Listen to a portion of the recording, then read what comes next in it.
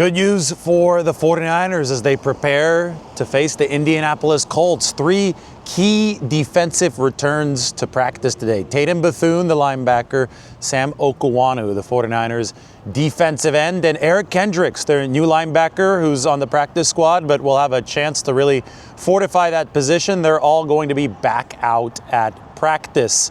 No practice as expected today for Ricky Pearsall. He might not practice all week, but Kyle Shanahan said that he's feeling a lot better with his knee and his ankle injuries than he did on Monday. And I think that does signal a trend toward playing for Ricky Pearsall this coming Monday against the Colts. And obviously that's a big one for the 49ers, who have been looking for more consistent receiver play. They got it against the Tennessee Titans out here at Levi's Stadium on Sunday, but they're going to need more of it moving forward. I mean, my favorite stat from the game against Tennessee was that George Kittle, 89% of his receiving yards came after the catch.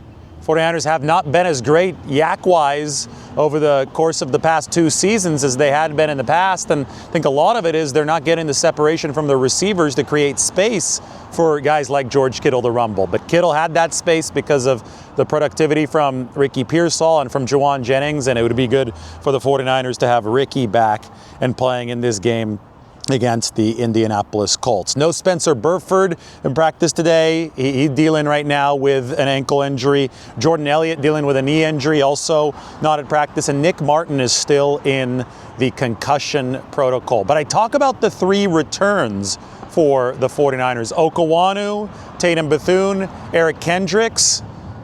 49ers need as much juice as possible defensively first to face Phillip Rivers, the man who lurked on their Zoom meetings back in 2022. He is a little bit older, so might not quite be as fast, might not quite be able to throw it the same distance that he used to, but you don't know that for sure because you don't get to see it exactly on tape. But I see a guy who knows how to play the position as good as anyone. I think he had 27 throws in that game, and every ball goes to the exact right spot. He attacked their coverages great. He played against a very good pass rush and was able to get rid of the ball. He's one of the best quarterbacks I've ever watched, and he definitely helped that team. You mentioned that he was on some of those Zoom meetings, I think, in 2022.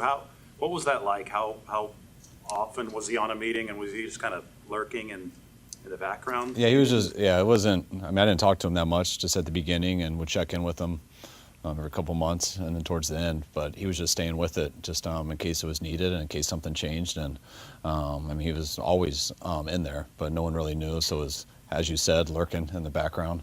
But he was always ready if the moment happened. And the moment didn't happen until the NFC Championship, but we didn't win, so never came to fruition. I've watched the tape of the Indianapolis game against the Seattle Seahawks a couple times now, and Seattle's got a really, really good pass rush. We're going to get to see that pass rush on display tonight when they play the Rams. So it may not be fair completely to rule out Phillip Rivers' ability to throw downfield, but it didn't look like he was able to get much drive on the football, and he kept it almost exclusively to shorter passes against the Seahawks. His average intended air yards per attempt was only 4.7, and his snap to release time was only 2.3 seconds against the Seattle Seahawks. So Rivers at age 44 is just trying to very, very quickly get rid of the football. And I think that's going to be the game plan against the 49ers as well. They're going to have to tackle really well in this football game. If it's a bunch of 3 and 4 yard passes, and then if it's Jonathan Taylor trying to run the ball a lot, as we expect from this Indianapolis Colts team, 49ers are going to have to rally to the football and tackle very, very well. They missed 11 tackles against the Titans, 15 against the Browns, so it got better after the bye week, but if they can get back to early season tackling form, be big for the 49ers. And you look at 2 of these players for San Francisco, maybe all 3 of them, maybe Eric Kendricks is able to deliver, but Sam Okawanu and Tatum Bethune, those are 2 very important pieces for the 49ers in run defense, which has slipped for San Francisco. It hasn't been good enough. We know we need to do better, especially with the challenge coming up this week with such a great running team. I can sit here and make excuses for stats and things like that, but it hasn't been good enough. So we work on it schematically, we work on it individually with players and stuff like that, and we're hoping we can have a better showing this weekend. Makes Taylor in that run game so successful? one, they have a great O-line. They have, to me, as good of a group of receivers as far as they have all the elements of, they all have size to block, they have speed, and they all have very good hands. Their tight end's very good, so they're very good around them. And then you just look at the back. You know, you got a 4-3 back who has the weight to run people over, who can break tackles. I mean, and he's been doing it for a long time. So anytime you have a natural running back who gets to the right holes and has great vision, but also has elite talent with a great supporting cast around him and a very good scheme. You know, Shane's always done a real good job in the run game and pass game. So, I mean, they got all of it going. Here's the thing, though. The Colts' run offense hasn't been good enough over the past 4 weeks. Daniel Jones, their starting quarterback to begin this season, fractured his fibula around week 12. Since then, Jonathan Taylor, who opened up this season at 6 yards a carry over the first 10 games or so, he's only been at 3.7 yards per carry since. I mean, the rushing efficiency has absolutely tumbled for Indianapolis. So maybe a get-right type of opportunity for the 49ers that we couldn't have expected just a few weeks ago. It looked like they were going to play an offensive juggernaut. Instead, they're playing a team with a 44-year-old quarterback with a running back who hasn't been nearly as good since that passing threat took a big hit with the initial Daniel Jones injury. Jones then tore his Achilles when he tried to play through the broken leg, and obviously that's what's led the Colts to Rivers. But remember, they still got good receivers. This is a team with a bunch of solid personnel. I mean, you hear Kyle Shanahan talking about it. Michael Pittman is a 6'4 wideout. Alec Pierce is a 6'3 wideout who runs a 4.3 40, both big enough to block downfield.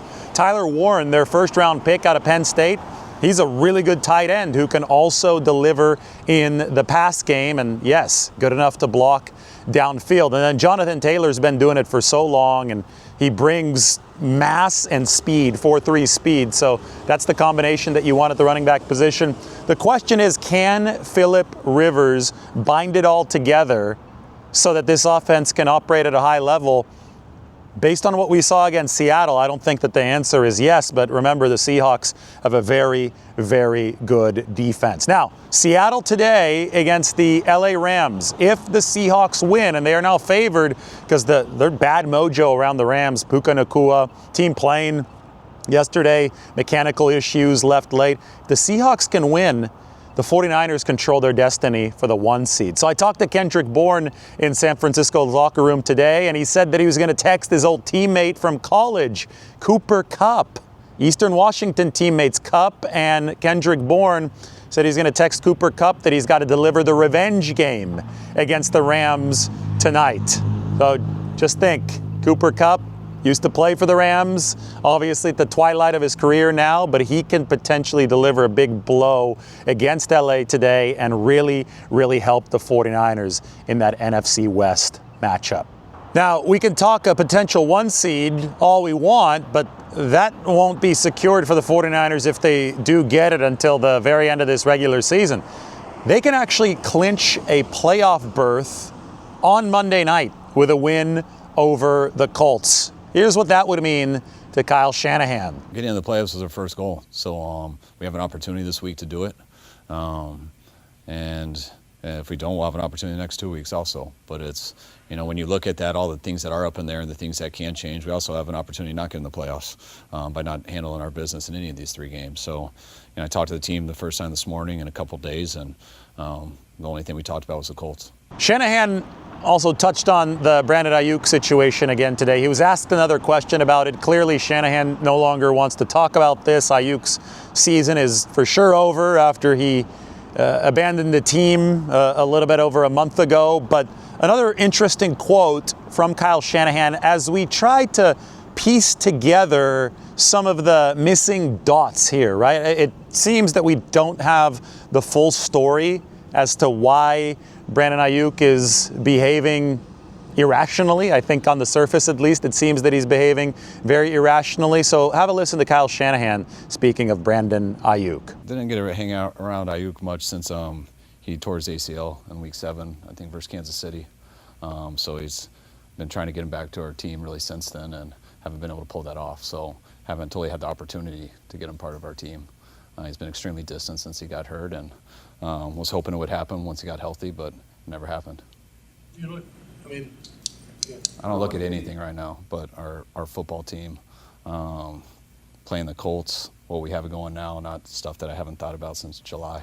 So the quote there, he's been extremely distant since he got hurt, end quote, which is interesting because there was also some talk indicating the opposite around the time of training camp, that Brandon Ayuk was actually very involved in wide receiver meetings. We actually saw him out on the football field. So if I'm trying to piece together the timeline here, Shanahan saying that he was distant ever since week 7 of last year against the Chiefs when he tore the ACL and tore 2 other ligaments in his knee. It seems to me that, yes, Ayuk did pull back because the 49ers did void his guarantees over the offseason. He missed some rehabilitation appointments. Maybe Ayuk was trying to put together a last-ditch effort to earn some of those guarantees back, and that's why he was a little bit more involved over the course of training camp and then moving into the regular season when we did see him running on the practice field. And then maybe, and this is just me speculating, maybe the 49ers said, no, we are not reinstating those guarantees, and that's when Ayuk decided to peace out for good.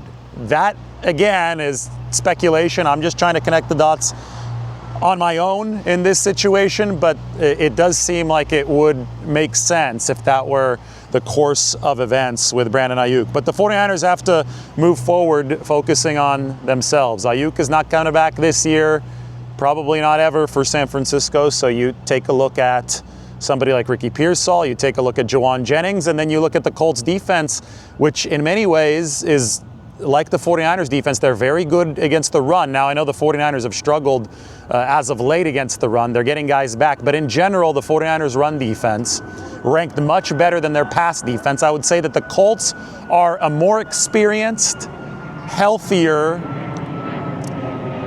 better version of the 49ers defense. Number 4 against the run, number 21 against the pass. They do have DeForest Buckner. They do have Sansom Ebukam. They do have Charvarius Ward, all former 49ers, although we do not expect to see Ward. He has suffered 3 concussions this year. It's been a really, really rough go for the former 49ers cornerback. Either way, the Colts play good run defense. They mix up pressures.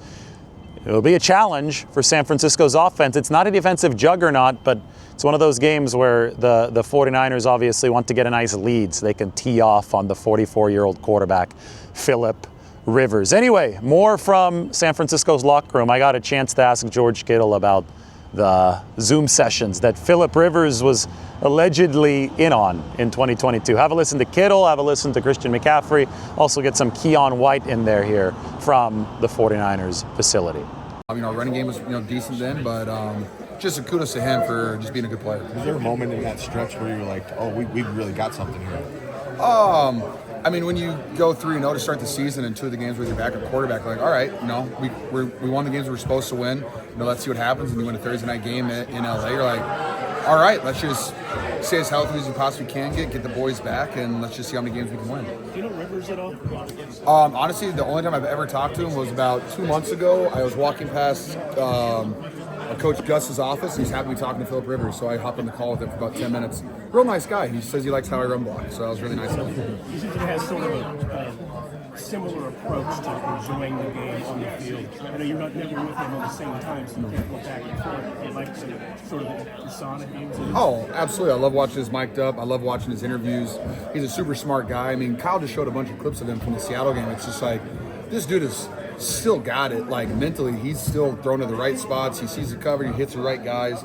Like, it's really impressive that he took 5 years off, and the only thing he's been doing is like kind of throwing with, his kids or however he's doing. I'm assuming that he's not going out to the field throwing, 40-yard bombs all the time, but it's just really impressive just to see what he did, and I am looking forward to. I don't know if I've ever even played him. Have you heard that he was lurking on some Zoom meetings back in 2022? Yes. Yeah. Yep. I heard that. I didn't notice it, but it doesn't surprise me. You never know with Kyle.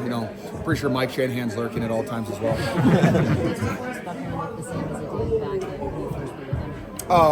Yes. Defo is one of my favorite teammates I ever played with. Like, just what an inspirational guy to go to work with every single day.